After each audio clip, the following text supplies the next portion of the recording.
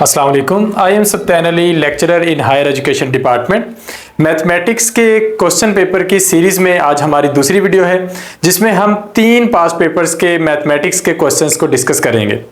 Mathematics में questions में variety बहुत ज़्यादा होती है, तो अगर आपकी प्रैक्टिस बहुत ज़्यादा होगी, आपने मैक्सिमम तरह के क्वेश्चन सॉल्व करके देखे होंगे, तब जाकर ही आप एक टेस्ट में मैथ के क्वेश्चंस को इजीली क्रैक कर पाएंगे। रीज़न ये है कि मैथमेटिक्स अगर आप 5th क्लास से शुरू करें, छोटे बच्चों की जो मैथ है वहां से शुरू करें, तो उसमें ऐसी ऐसी टर्म्स भी हैं जो बड़े लेवल की क्लासेस में नहीं है, तो आपको सारी मैथ कवर करनी होती है। तो हमारी कोशिश रहेगी कि आपको मैक्सिमम वीडियोस के जरिए, मैक्सिमम प्रैक्टिस सेशंस के जरिए मैथमेटिक्स के ज्यादा से ज्यादा क्वेश्चंस के साथ एक्सपोज कर सकें, और आप भी हमारी सारी वीडियोस देखिएगा। तो आज हमारी इस सीरीज की दूसरी वीडियो है, जिस वीडियो में हमने 3 टेस्ट की क्वेश्चन पे जो है वो डिस्कस किए हैं। एक जूनियर क्लर्क का टेस्ट हुआ था, जिसमें board of revenue Punjab department था। अच्छा, ये ना देखिएगा कि 11वें स्केल का टेस्ट है तो इसके क्वेश्चन आसान हो गए, ऐसा बिल्कुल भी नहीं है। यहाँ पर कोई माफी नहीं है, यानी कि मैथमेटिक्स जो है वो टफ ही आती है। दूसरा असिस्टेंट डायरेक्टर है एफडीए फैसलाबाद में, और तीसरा कोड 53 के साथ असिस्टेंट का टेस्ट था, जो 12 मार्च 2023 को हुआ था। ये तीनों टेस्ट जो हैं ये 2023 के हैं। तो हम आगाज करते हैं सबसे पहले क्वेश्चन से। हमारा सबसे पहला क्वेश्चन है, the value of an article which was purchase 2 years ago depreciates at 12% per annum. यानी कि हमारे पास कोई आर्टिकल है जो 2 साल पहले खरीदा गया था और उसकी वैल्यू हर साल के साथ 12% कम हो रही है। If it's present value is 9680 rupees, the price at which it was purchased is. अब आज उसकी प्राइस 9680 रुपए है, लेकिन 1 साल पहले ये ज्यादा थी और उससे भी 1 साल पहले ये उससे ज्यादा थी। तो हमने क्या करना है, हमने एक वैल्यू सपोज करनी है, फॉर एग्जांपल एक्स वैल्यू, जो हमने फाइंड आउट भी करनी है। अब पहले साल वो 12% कम हुई है, यानी कि वो 0.12x, क्योंकि जो x है वो इटसेल्फ 100% है, तो वो उसका 12% कम हुई है, तो 0.12x हम उसमें से माइनस करेंगे, तो पहले साल के बाद उसकी वैल्यू होगी x माइनस 0.12x, यानी कि 0.88x। तो हम इसको सॉल्व फॉर्म में देखते हैं। यहां पर हमने इसको मुख्तलिफ स्टेप्स में ब्रेक किया है। प्रेजेंट वैल्यू 9680 है, तो हम फर्ज कर लेते हैं कि इसकी वैल्यू x थी। 1 साल के बाद उस वैल्यू में हुई 12% कमी, तो 12% कमी के बाद वो होगी x माइनस 12%, यानी कि x माइनस 012x, जिसे हम 0.88x लिख सकते हैं। अगले साल ये 12% और कम हो गई। अब ये कौन सा 12% कम हुई है, ये पहले साल जो एंड पे वैल्यू थी ये उसमें से 12% कम हुई है, तो 0.88x माइनस 12%। अगर हम 0.88 का 12% लें तो ये हमारे पास बनता है 0.1056। तो हम 0.88 में से इसको रिमूव करेंगे, माइनस करेंगे, तो बाकी रह जाएगा 0.7744x, यानी कि ये वैल्यू है जो हमारे पास सस्टेन कर रही है। तो हमें उसकी पुरानी वैल्यू पता है, पुरानी वैल्यू है 9000, यानी प्रेजेंट वैल्यू 9680 रुपीज। तो हम इक्वेशन में इसको एडजस्ट करते हैं। हमने इसमें इतनी कमी कर देखी है, तो जब इसको इस तरह लाकर हम डिवाइड करेंगे तो हमारे पास आंसर बनेगा 12,500 रुपीज। तो ये हमारे पास वैल्यू थी 2 साल पहले। 2 बार 12% कम होने से वो हमारे पास रहेगी 9680 rupees. Second question, 1 kilometre is equal to how many centimetres. एक बहुत ही आसान क्वेश्चन। 1 किलोमीटर में 1000 मीटर होते हैं, हर मीटर में 100 सेंटीमीटर होते हैं, तो टोटल हमारे पास 1 लाख सेंटीमीटर, यानी कि 100,000 सेंटीमीटर की वैल्यू आती है। नेक्स्ट क्वेश्चन है, ये इसकी एक्सप्लेनेशन हो गई। नेक्स्ट क्वेश्चन है, 892 का स्क्वायर क्या आता है। तो ये सिंपली आप लोगों ने सॉल्व करके देखना है। आप 892 को 892 से मल्टीप्लाई करेंगे और आपके पास आंसर आ जाएगा 795664। इसमें फर्दर बहुत सारी ट्रिक्स यूज की जा सकती हैं, लेकिन बेहतर यह है कि आप इसे सॉल्व करके ही देखें। नेक्स्ट क्वेश्चन है, if 30 men working 9 hours per day can reap a field in 16 days, in how many days 36 men will reap the field working 8 hours per day। अब आदमी ज्यादा हो रहे हैं, लेकिन हम जो वर्किंग आवर्स हैं वो कम कर रहे हैं, 9 hours की बजाय 8 hours कर रहे हैं, तो क्या कितने दिन लगेंगे। तो इसके लिए हम प्रॉपरली एक इक्वेशन पे जाते हैं, हम दोनों को कंपेयर कर लेते हैं। तो हम इसे यूं करेंगे कि हम कर लेते हैं कि men for first time are 30, days are 16 and time is 9 hours। Second time में हमारे पास men है 36, टाइम है 8 hours, लेकिन हमें डेज नहीं पता, तो m1 d1 t1 is equal to m2 d2 t2। हम इसके अंदर वैल्यूज पुट करेंगे तो हमारे पास राइट आंसर आ जाएगा 15 days. So another easy question. Next है the angles of triangle are x minus 35, x minus 25 and half x minus 10। तो फाइंड x की वैल्यू फाइंड आउट करनी है। तो सबसे पहले एक ट्राइंगल में 3 ही एंगल्स होते हैं, यानी कि अगर आप कोई भी ट्राइंगल ड्रा कर लें किसी भी किस्म की, तो उसके अंदर 3 एंगल्स होते हैं। अब वो तीनों एंगल्स मिलके 180 डिग्री बन रहे होते हैं। तो अगर हम इन तीनों को जमा कर लें, यानी कि x minus 35 plus x minus 25 plus half x minus 10, they will be equal to 180 degree. तो ये हमारा बेसिक प्रिंसिपल, बेसिक कॉन्सेप्ट हो गया। तो अब इस कॉन्सेप्ट की बेस पर हम इस इक्वेशन को सॉल्व करते हैं। तो सॉल्यूशन है हमारे पास कुछ इस फॉर्म में। यहां पर आप देख सकते हैं हमने इसको इसी तरह सॉल्व किया। हमारे पास ये आ गया x अगेन 2x, 2x हो जाएंगे, ये हाफ x है, तो कुल मिला के 2.5x, ये माइनस 35 है, माइनस 25 है, ये माइनस 60 बन जाएगा, माइनस 10 मिलकर माइनस 70। हम इसको फर्दर सॉल्व करेंगे, अलजेब्रा है, सिंपल जमा तफरीक है, आगे हम इसे सॉल्व करेंगे। तो x की वैल्यू आ जाएगी 100। तो हमारे पास राइट आंसर है 100, ये x की वैल्यू है। नेक्स्ट क्वेश्चन है the principal which will amount to rupees 270 minus 40 in 2 years at the rate of 4% per annum compound interest is। हमने फाइंड आउट किसे करना है? हमने फाइंड आउट करना है प्रिंसिपल अमाउंट को। प्रिंसिपल अमाउंट वो होती है जहां से आपने स्टार्ट लिया है कोई भी इंटरेस्ट अप्लाई करने से पहले, तो 2 साल में वो अमाउंट बढ़ के इतनी हो गई है। हमने जो उस पर इंटरेस्ट अप्लाई किया है वो 4% किया है पर एनम, यानी कि 1 साल में एक ही दफा इंटरेस्ट लगेगा। कुछ कंडीशंस में 1 साल में 2 दफा भी लगता है, लेकिन वो हम उस सूरत में मेंशन करेंगे। लेकिन यहां पर 1 साल में एक दफा इंटरेस्ट लग रहा है, 4% लग रहा है, तो हमने वो प्रिंसिपल वैल्यू फाइंड आउट करनी है जो कि 2 साल में बढ़ के 270.40 हो जाती है। तो इसके लिए हमारे पास सिंपली एक फार्मूला है जो कि प्रेजेंट वैल्यू को और फ्यूचर वैल्यू को कंसीडर कर सकता है। तो ये हमारे पास फार्मूला है जहां पे ए है हमारे पास हमारी वैल्यू जो कि पहले थी, प्रिंसिपल वैल्यू जो थी P है हमारे पास 270.40 जो 2 सालों के बाद अमाउंट हुई है। A हमने फाइंड आउट करनी है, और यहाँ पर 1 जो है ये हमारे पास कंपाउंड है, R जो है वो रेट ऑफ इंटरेस्ट है, 0.04 लिख लें या 4% लिख लें, और n टाइम्स यानी कि 1 साल में एक ही दफा अप्लाई होना, तो ये उसके अकॉर्डिंग हमारे पास है। एक्चुअली हम इसको यहाँ पर जो फाइंड आउट करना चाह रहे हैं वो P फॉर प्रिंसिपल वैल्यू को करना चाह रहे हैं। A जो है ये हमारे पास इस वक्त वैल्यू है 270.40। तो हम क्या करेंगे कि P अगर इस तरफ है तो बाकी सारी वैल्यू दूसरी साइड पे ले जाएंगे, वो A से डिवाइड हो जाएगी। तो हमने क्या करना है 1 प्लस R की जगह हमने लिखना है इंटरेस्ट रेट जो कि 0.04 है, और n की जगह हमने 1 लिखना है क्योंकि साल में एक ही दफा इंटरेस्ट अप्लाई होना है, और इसकी जो पावर है वो है 1 मल्टीप्लाई 2 क्योंकि 2 है 2 इयर्स के लिए। तो यहां पर जब हम इसकी वैल्यूज अप्लाई करेंगे तो हमारे पास फाइनल आंसर जो है वो 250 रुपीज बन जाएगा। तो इसमें एक कंफ्यूजन को आप कंसीडर कर लीजिए, सॉल्व कर लीजिए कि P फॉर प्रिंसिपल वैल्यू है जो कि पहले थी, A फॉर फ्यूचर वैल्यू है। इससे मिलता जुलता एक क्वेश्चन नेक्स्ट भी आ रहा है, तो हम इसको फर्दर भी देखेंगे। नेक्स्ट है a car travels 100 kilometer at a speed of 60 kilometer per hour and returns with a speed of 40 kilometer per hour. Calculate the average speed for our whole journey. अब स्पीड हम मालूम करते हैं distance travelled by time. तो पहले हम total distance और फिर टोटल टाइम फाइंड आउट करेंगे, तो हमारे पास जो है वो एवरेज स्पीड आ जाएगी। तो जाते हुए 100 किलोमीटर तय किया है, डेफिनेटली वापसी पर भी 100 ही करना पड़ा होगा, तो टोटल डिस्टेंस बन गया 200 किलोमीटर। अब हमें देखना है कि अगर 60 किलोमीटर पर आवर की स्पीड पर जाए तो कितना टाइम लगता है, 40 किलोमीटर पर आवर की स्पीड पर जाए तो कितना टाइम लगता है।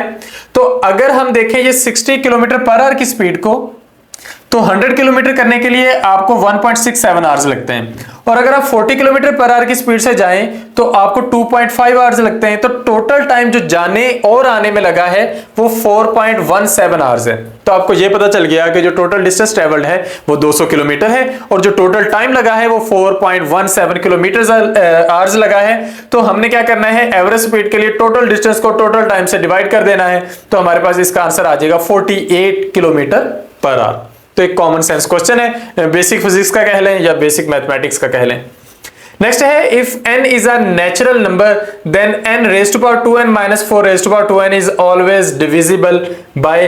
तो इसमें हमारे पास 13 और 5 दो पॉसिबल आंसर्स बन रहे हैं, यानी कि इसको हम कुछ इस तरीके से करते हैं कि हम इसको n-4 के हिसाब से देखते हैं तो आंसर 5 बनता है, और अगर हम इसे देखते हैं n+4 के हिसाब से तो आंसर 13 बनता है। तो चूंकि नेचुरल नंबर है n, तो हम इसको सिंपली प्लस और माइनस कर लेंगे, तो हमारे पास इसका आंसर जो होगा वो 13 भी बनेगा और 5 भी बनेगा। हम इसको दोनों तरह से कंसिडर कर सकते हैं।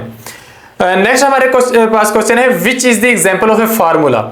एक्सेल शीट्स में हमने कोई ना कोई फार्मूला इसमें से पुट करना होता है, तो कौन सा फार्मूला पुट करेंगे जिसका आंसर एक्सेल शीट करेगी। तो एक्सेल शीट एक्चुअली आंसर करती है सम, और आगे उन सेल्स के नंबर हम लिखते हैं जिनका हम सम मालूम करना चाहते हैं। ऐड वाली बात नहीं चलती, इज इक्वल वाली बात नहीं चलती, या सिंपल प्लस का साइन यूज करने से आंसर नहीं आता। नेक्स्ट क्वेश्चन है, average weight of 10 people increased by 1.5 kg, which one when one person of 45 kg is replaced by a new man, then the weight of new man is। तो for example 10 लोग हैं, अब 10 लोगों का wait जो average weight है वो 1.5 के हिसाब से बढ़ गया है, तो टोटल वेट बढ़ गया है 15 kg। अब पहले जो बंदा था जो इसमें से हमने माइनस किया है इस कंडीशन में से, वो था 45 kg का। अब अगर 15 kg वेट बढ़ रहा है तो वो नए आदमी के आने से बढ़ रहा है, तो 45 में हम 15 को जमा करेंगे तो हमारे पास इसका आंसर आ जाएगा 60 kg। So 60 kg is the right answer. यहां पर आप इसको सॉल्व फॉर्म में भी देख सकते हैं। नेक्स्ट क्वेश्चन है, if the current ratio is 2:1 and the working capital is rupees 60,000, what is the value of current assets। हमने current assets की वैल्यू देखनी है। हमारे पास वर्किंग कैपिटल 60,000 है और उसकी रेशियो है 2:1, तो सिंपल आंसर तो यही बन रहा है कि अगर वर्किंग कैपिटल 60,000 है तो करंट रेशियो जो है वो चूंकि 2 के रेशियो में आ रही है, करंट एसेट्स जो है तो वो हमारे पास उसका डबल होंगे, यानी कि 1,20,000 होंगे। लेकिन हम इसको प्रॉपर इक्वेशन में लेकर जाते हैं तो हमारे पास यहाँ पे है कि हम फर्ज कर लेते हैं कि हमारे पास जो करंट एसेट्स हैं वो 2x है, करंट लायबिलिटी जो है वो x है, तो हमारे पास इसकी जो रेशियो आएगी वो 2:1 आएगी, यानी कि current assets to current liabilities की रेशियो है 2:1। हमें पता है जो वर्किंग कैपिटल है जो करंट एसेट्स को करंट लायबिलिटीज इनमें से सब्सट्रैक्ट करने से आता है वो 60,000 है, तो हम इसको सम अप कर सकते हैं कि 2x minus x is equal to 60,000। हमारे पास x की वैल्यू आ गई 60,000, तो हमारे पास जो करंट एसेट्स होंगे वो होंगे 2x, तो वो हो जाएंगे 2 × 60,000 यानी कि 1,20,000। नेक्स्ट क्वेश्चन है, the deviation is dash of variance. तो स्टैंडर्ड डेविएशन जो है ये वेरिएंस का स्क्वायर रूट होता है। आप इसको ऑपोजिट भी कर सकते हैं, आप कह सकते हैं फॉर एग्जांपल अगर मैं इसको इक्वेशन की फॉर्म में लिखूं तो standard deviation is equal to square root of variance, या फिर मैं इसको लिख सकता हूं variance is equal to square of standard deviation. तो हम दो तरह से इसको लिख सकते हैं, एक आपके पास ये तरीका है जो हमारे क्वेश्चन के आंसर के अकॉर्डिंग है, और दूसरा हमारे पास जो है वो ऑपोजिट है कि वेरिएंस का आप स्क्वायर ले लें, इसका भी स्क्वायर ले लें, इसका स्क्वायर रूट खत्म हो जाएगा, तो variance will be equal to square root of square root नहीं square of standard deviation. Next हमारे पास क्वेश्चन है, which is the most common measure of central tendency. Central tendency के लिए 3 चीजें यूज होती हैं, मीन, मीडियन और मोड, जबकि जो हमारे पास रेंज है ये मेजर ऑफ वेरिएंस है, तो एक तो ये हमारा आंसर नहीं है।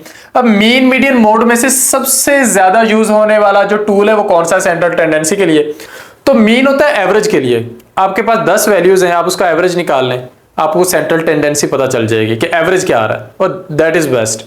अगर हम मीडियन मालूम करते हैं तो मीडियन होती है दरमियान की वैल्यू, मतलब कोई 11 वैल्यूज का डाटाबेस है आपके पास या 10 का है, तो 4 इधर वाली और 4 इधर वाली आप एक्सक्लूड कर देंगे, दरमियान वाली 2 पकड़ लेंगे, लेकिन वो छोटी या बड़ी वैल्यूज भी हो सकती हैं। और मोड में आपने मोस्ट कॉमन वैल्यू लेनी होती है, जो ज्यादा बार रिपीट हो रही है, मोस्ट रिपीटेबल वैल्यू लेनी होती है। तो हमारे पास जो एग्जैक्ट आंसर है वो मीन बन रहा है, क्योंकि मोड में बड़ी वैल्यू ज्यादा बार रिपीट हो सकती है, छोटी वैल्यू ज्यादा बार रिपीट हो सकती है, और मीडियन में हमारे पास एग्जैक्ट आंसर आने के चांसेस उतने नहीं होते। So most common measure of central tendency is mean, यानी कि एवरेज।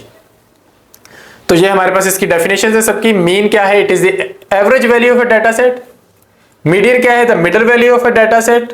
मोड है the most frequently occurring value, and range is the difference between highest value and smallest value. तो हम लास्ट को तो वैसे ही इग्नोर कर देंगे, it is a measure of variability. तो हम पहले तीन को कंसीडर करेंगे, उनमें से जो मोस्ट कॉमन है वो मीन है।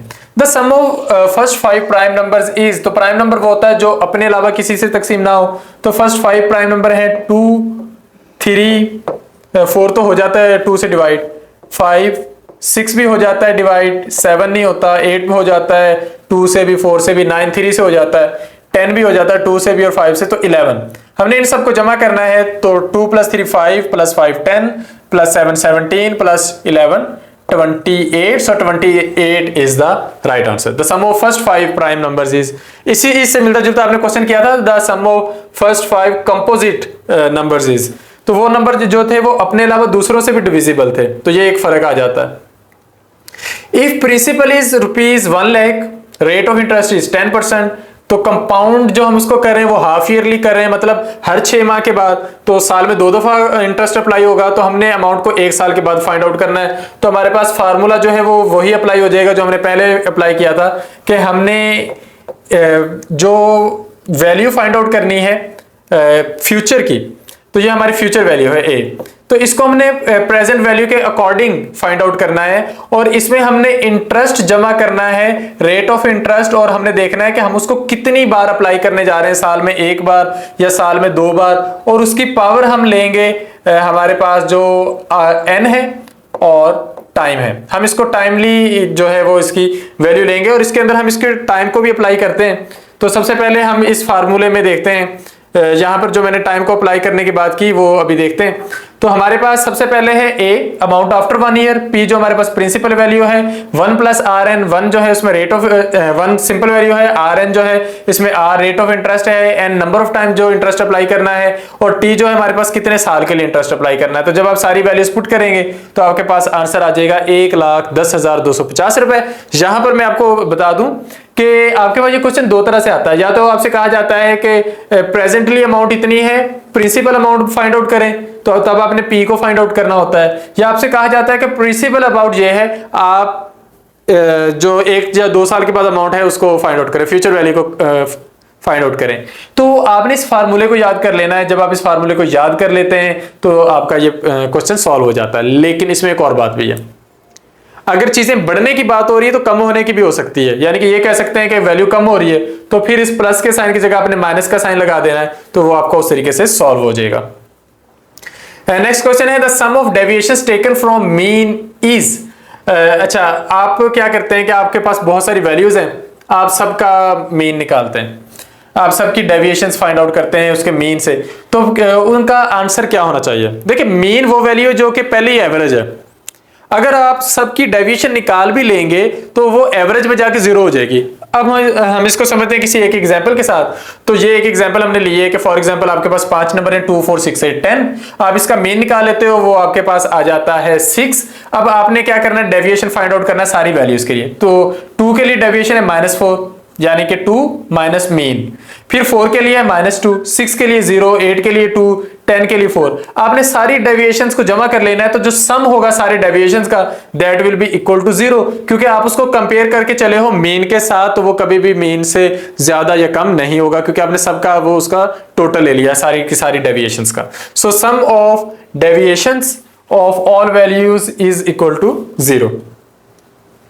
नेक्स्ट क्वेश्चन है at the time of retirement of a partner the existing partners decided to value of stock from 10,000 to 12,500, building from 50,000 to 52,500, sundry creditors from 12,000 to 13,000, and also agreed to take on record unrecorded liability of 2,000। अब हमने यहां पर find out करना है profit या loss. अब profit या loss समझने के लिए आपको पहले पता होना चाहिए कि एसेट्स क्या होते हैं और लायबिलिटी क्या होती है। तो यहां पर अगर आप इसका प्रॉफिट या लॉस फाइंड आउट करना चाहते हैं, तो आप एक चीज ध्यान में रखें कि जो आपके पास जो एसेट्स बढ़ रहे हैं वो आपका प्रॉफिट बढ़ रहा है, और जो आपके पास लायबिलिटीज बढ़ रही हैं वो एक्चुअली एक तरह से कोई पेमेंट है जो आपने करनी है। तो यहां पर हमारे पास जो स्टॉक है वो 2,500 रुपए बढ़ा, बिल्डिंग जो है हमारे पास वो भी 2,500 रुपए बढ़ी, तो टोटल हमारे पास जो एसेट्स हैं वो 5,000 बढ़े। अब जो सन्ड्री क्रेडिटर्स थे वो 1000 पे जो थे हमारे पास, यानी कि वो 1000 के थे, और जो अनरिकॉर्डेड लायबिलिटी थी जो हमने रिकॉर्ड नहीं की लेकिन अब कर रहे हैं क्योंकि वो रिटायरमेंट पर सारा डाटा रिकॉर्ड कर लिया उन्होंने, तो वो 2000 है, तो टोटल लायबिलिटी जो है वो 3000 की हैं। टोटल आपके पास जो एसेट्स हैं जो बड़े हैं वो 5000 के हैं, और जो टोटल आपके पास लायबिलिटीज हैं वो 3000 की हैं। तो आपने इस 5000 में से इस 3000 को माइनस कर देना है, तो हमारे पास जो नेट इफेक्ट होगा या प्रॉफिट भी कह सकते हैं वो 2000 है। तो ये एट द एंड उन्होंने हिसाब किया है।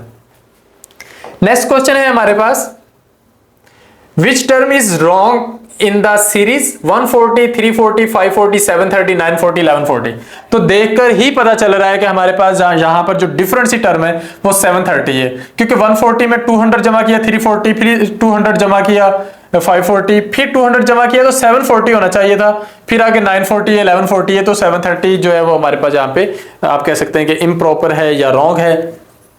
नेक्स्ट क्वेश्चन है, if 6 permutation is equal to 360 then 6 combination is equal to 15, find the value of r। हमने r की वैल्यू फाइंड आउट करनी है। तो सबसे पहले ये कंबाइनाट्रॉनिक्स कंप्यूटेशनल मैथमेटिक्स की ब्रांच है, उसके अंदर हम परम्यूटेशंस और कॉम्बिनेशंस के बारे में पढ़ते हैं। तो हमें एक सिंपल सा फार्मूला पता होना चाहिए। बेसिकली ये मैथमेटिक्स के आप कह लें one of the most advanced question है। तो हमने इसके अंदर सिंपली आर की वैल्यू फाइंड आउट करनी है। तो उसके लिए हम क्या करेंगे, हमें पी आर की वैल्यू पता है 360 और सी आर की पता है 15। तो आर फैक्टोरियल, ये जो हमारे पास सिंबल है ये फैक्टोरियल का सिंबल है। तो हमारे पास ये जो आर फैक्टोरियल है हमने इसको फाइंड आउट करना है। तो 15 जो है ये इधर आके हो जाएगा डिवाइड, तो 360 divided by 15 will be equal to 24। अब ये आर फैक्टोरियल है 24 के बराबर, लेकिन जब हम इसको सिंपल करेंगे तो ये हो जाएगा 4 मल्टीप्लाई 3 मल्टीप्लाई 2 मल्टीप्लाई 1, क्योंकि जो हमारे पास होता है फैक्टोरियल उसमें हम चीजों को इस तरह मल्टीप्लीकेशन में लिखते हैं। तो 1 मल्टीप्लाई 2, 2 मल्टीप्लाई 3, 6 मल्टीप्लाई 4, तो ये हमारे पास टोटल 24 हो गया। अगर ये इससे भी आगे नंबर होता तो हम आगे 5 या 6 से भी मल्टीप्लाई करते। तो यहाँ पे हमारे पास जो r की वैल्यू है वो मैक्सिमम 4 पे आके रुकी है, तो ये हमारे पास 4 जो है ये राइट आंसर है। परम्यूटेशंस और कॉम्बिनेशंस में से ज्यादातर क्वेश्चंस नहीं आते, लेकिन अगर कोई क्वेश्चन आ जाए तो आपको ये फार्मूला पता होना चाहिए कि permutation is equal to combination multiply r factorial. तो आप इसको याद कर लेंगे, तो इस फार्मूले के अकॉर्डिंग अगर कोई क्वेश्चन आ जाता है तो आप सॉल्व करने के काबिल हो जाएंगे। नेक्स्ट क्वेश्चन है, a man walk for 1 or 3 hours and then he got automobile ride for half hour. What part of consume time he rode on automobile? तो उसने जो टोटल टाइम कंज्यूम किया है, पहले उसने 1 out of 3 hour कंज्यूम किया है और फिर उसने हाफ आवर कंज्यूम किया है। तो हमने देखना है कि टोटल टाइम उसने कितना कंज्यूम किया है। हम यहाँ पर इसका एक हासिल ले लेते हैं, तो कॉमन हमारे पास 6 आता है, तो यहाँ पर 2 + 3, तो टोटल टाइम जो उसने कंज्यूम हमारे पास यहाँ पे किया है वो है 5 out of 6। ये टोटल टाइम है। इस टोटल टाइम का हाफ जो है वो उसने यूज किया है ऑटोमोबाइल पर, जो हमने आंसर फाइंड आउट करना है। तो 5 out of 6 का जो हाफ होगा वो होगा, ये हम कुछ इस फॉर्म में लिख सकते हैं, half will be equal to 5 divided by 6। तो यहां पे हम लिखते हैं 5, ठीक है। तो अब ये हमारे पास जो आंसर होगा वो इसके अकॉर्डिंग हो जाएगा 5 out of 6 के। तो हम इसको फर्दर सोल्यूशन की फॉर्म में लेकर चलते हैं। तो ये हमारे पास इसका सोल्यूशन है। यहाँ पे आप देख सकते हैं ये हमने हाफ को लेना है। पार्ट ऑफ टाइम कंज्यूम जो है वो हमारे पास होगा time road divided by total time, तो वो हाफ बाय 5/6 होगा, और उसको जब हम मल्टीप्लाई करेंगे वो 3/5 हो जाएगा, और उसको जब हम डेसिमल्स में लेंगे वो होगा 0.6। नेक्स्ट क्वेश्चन है हमारे पास, how many cubes of 1 centimetre we can cut from a cuboid of dimensions of 10 centimetre multiply 12 multiply 15। तो हमारे पास कोई क्यूबाइडल है जिसकी हमने 3 डायमेंशंस, आपको पता होता है किसी भी क्यूबाइडल की होती हैं, तो हम इसको कुछ इस वे में ड्रा कर लेते हैं। ये हमारे पास कोई क्यूबाइडल है, तो इसके हमारे पास 3 डायमेंशंस हैं। एक डायमेंशन है हमारे पास इस डायरेक्शन में, यानी कि आप उसकी ऊपर टॉप से कह सकते हैं। एक है हमारे पास इस डायरेक्शन में, और एक है हमारे पास इस डायरेक्शन में। तो हमारे पास ये 3 है, तो 10 मल्टीप्लाई 12 मल्टीप्लाई 15, तो हमारे पास जो टोटल इसका जो एरिया बन रहा है वो इनको जमा करने से बन रहा है 1800 सेंटीमीटर क्यूब। तो अगर हम इसमें से एक एक सेंटीमीटर के हिस्से जो अलग करना चाहेंगे तो हम एग्जैक्टली 1800 सेंटीमीटर क्यूब जो है वो इसमें से सेपरेट कर सकते हैं। So our right answer will be 1800। Next question है, a fraction becomes 4/5 when 1 is added to each of numerators and denominator. However, if we subtract 5 from each, then it becomes half. इसको solve करने के अब दो तरीके हैं, एक आसान है एक मुश्किल है।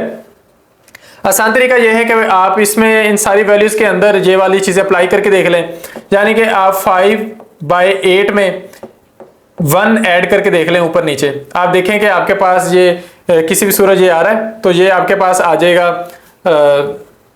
5 + 1 6, 8 + 1 9, ये आपके पास सिंपल होके हो जाएगा 2/3। तो ये एक जमा करने से ये तो नहीं आया, तो ये हमारा आंसर नहीं है। नेक्स्ट है 5/6, तो हम 5 + 1 6 + 1, ये हमारे पास आ जाएगा 6/7। तो 6/7 भी ये नहीं आ रहा, ये भी हमारा आंसर रॉन्ग हो गया। नेक्स्ट है हमारे पास 7/9। अच्छा, हम करके देख लेते हैं 7/9, हम ऊपर भी +1 ऐड करके देख लेते हैं नीचे भी। तो ये हमारे पास हो जाएगा 8/10, जिसको हम सिंपल करके लिखें तो वो 4/5 आ जाएगा। तो ये देखें 4/5 एग्जैक्टली आ गया। अब हम इसको काउंटर चेक करते हैं, हम इसमें से 5 माइनस करके देखते हैं। तो ऊपर हमने 5 माइनस कर दिया, नीचे हमने 9 में से 5 माइनस कर दिया, तो ये हो गया 2/4, जिसको सिंपल करके लिखें तो 1/2 हो जाएगा। तो ये है सिंपल तरीका सॉल्व करने का, जिसमें हमने ऐड करके भी देख लिया, सब्ट्रैक्ट करके भी देख लिया, दोनों सूरतों में हमारी जो वैल्यूज हैं वो आ रही हैं। तो ये हमारा राइट आंसर है। दूसरा तरीका ये है कि आप इसके प्रॉपर सोल्यूशन की तरफ जाएं। तो प्रॉपर सोल्यूशन की तरफ जाने के लिए आप क्या करेंगे कि आप इसकी इक्वेशंस बनाएंगे। आप फर्ज कर लेते हैं कि आपके पास जो जिस फ्रैक्शन को आप फाइंड आउट करने जा रहे हैं वो फ्रैक्शन है आपके पास x/y। तो आप पहले इसमें +1 दोनों जगहों पे ऐड करके देख सकते हैं, it will be equal to 4/5। दूसरा आपके पास है कि अगर आप दोनों में से 5 माइनस करें तो आपके पास 1/2 आ जाता है। तो आप इसकी इक्वेशंस बना लें। ये इक्वेशन कैसे बनेगी, ये 5 उधर जाके मल्टीप्लाई हो जाएगा, ये हो जाएगा 5x + 5, और ये 4 इधर मल्टीप्लाई हो जाएगा 4y + 4। आप इसको कर लेंगे 5x - 4y will be equal to 4 - 5 equal to -1। तो ये आपके पास पहली इक्वेशन बन जाती है 5x - 4y विल बी -1। फिर आपके पास दूसरी इक्वेशन बन जाती है 2x - 10 and it will be equal to y - 5। हम कर क्या रहे हैं, हम इसको इससे मल्टीप्लाई कर रहे हैं और इसको इससे, इसी तरह यहां पर इसे इधर मल्टीप्लाई कर रहे हैं और इसको इधर। तो आपके पास यहां पे ये हो जाएगा एक्चुअली 2x, हम यूं कर लेते हैं कि -5 को इधर ले आते हैं, तो ये हमारे पास हो जाएगा 2x - 5 इधर आकर +5, तो ये -10 + 5 -5 रह जाएगा। आपके पास y की वैल्यू आ गई। आप इस y की वैल्यू को इस इक्वेशन में पुट कर दें तो आपके पास x की वैल्यू आ जाएगी, और जब आपके पास x की एग्जैक्ट वैल्यू आ जाएगी तो आप उसको दूसरी में पुट करके y की वैल्यू निकाल सकते हैं। यानी कि ये सिंपल अलजेब्रा है। लेकिन वो जो पहला तरीका आपको बताया वो टाइम बचाने के लिए होता है। तो हमारी कोशिश होती है कि हमें सोल्यूशन भी आता हो और हमारा टाइम भी पेपर के दौरान बच रहा हो। नेक्स्ट क्वेश्चन है, how many 2 digit numbers are there which are divisible by 11। तो 11 से कौन से नंबर डिविजिबल होते हैं? 11 से 11 डिविजिबल होता है, 22 होता है, 33 होता है, 44, 55, 66, 77, 88, 99। अच्छा, 121 भी या 110 भी 11 से डिविजिबल होता है, लेकिन क्या ये 2 डिजिट नंबर्स हैं? नहीं, तो ये तो शामिल नहीं होंगे। तो बाकी सबको काउंट कर लें। ये आपके पास 5 नंबर ये हैं, 4 ये हैं, टोटल 9 नंबर हैं जो कि 2 डिजिट हैं और 11 से डिविजिबल भी हैं। So our right answer will be 9। Next question है, ax + 2y = 5, 3x - 6y = 20। In the system of equations above a is a constant। a कोई कांस्टेंट है, मतलब इसे नंबर होना चाहिए जिस तरह 2 3 4 5 6, ये कोई कांस्टेंट है। if the system has one solution which of the following cannot be the value of a, इनमें से चारों में से कोई ना कोई एक वैल्यू ऐसी है जो a की वैल्यू किसी सूरत भी नहीं हो सकती। भी देखें, a की वैल्यू वो नहीं हो सकती जिसकी मौजूदगी में दोनों वेरिएबल 0 हो जाएं। करके देखते हैं। मैं सबसे पहली वैल्यू से शुरू करता हूं जिसे मैंने राइट आंसर के तौर पे भी टिक किया है। मैं इस ax plus 2y is equal to 5 में a की वैल्यू माइनस पुट कर देता हूं, तो ये हमारे पास आ जाता है minus x plus 2y is equal to 5। इसी तरह हमारे पास जो दूसरी क्वेश्चन है वो है 3x minus 6y is equal to 20। हम दोनों इक्वेशंस को बराबर करने के लिए इस फर्स्ट इक्वेशन को मल्टीप्लाई कर देते हैं 3 से, सेकंड इक्वेशन को वैसे का वैसे रहने देते हैं। तो जब हम इसको 3 से मल्टीप्लाई करेंगे ये हो जाएगी माइनस 3x प्लस 6y और 5 हो जाएगा 15। अब देखें अगर हम दोनों इक्वेशंस को जमा करें तो ये दोनों भी एक दूसरे से कैंसिल हो रहे हैं यानी कि 0, और ये भी कैंसिल हो रहे हैं यानी कि 0, तो दोनों वेरिएबल्स आपके 0 हो गए। अगर आप इनमें से कोई नंबर पुट करके देखेंगे a की जगह तो ये दोनों वेरिएबल्स इस तरीके से 0 नहीं होंगे। इसका मतलब ये हुआ कि आपके पास यहां पर -1 एक ऐसी वैल्यू है जिसे हम a की वैल्यू के तौर पर पुट नहीं कर सकते, तो ये हमारे पास राइट आंसर होगा -1। नेक्स्ट है if the price of a carpet 8 metre long 3 metre wide is 6288, what will be the price of 12 metre long and 6 metre wide carpet. अच्छा, इस क्वेश्चन को भी सॉल्व करने के दो तरीके हैं, इसको मैंने अभी फौरी तौर पे जज कर भी लिया है।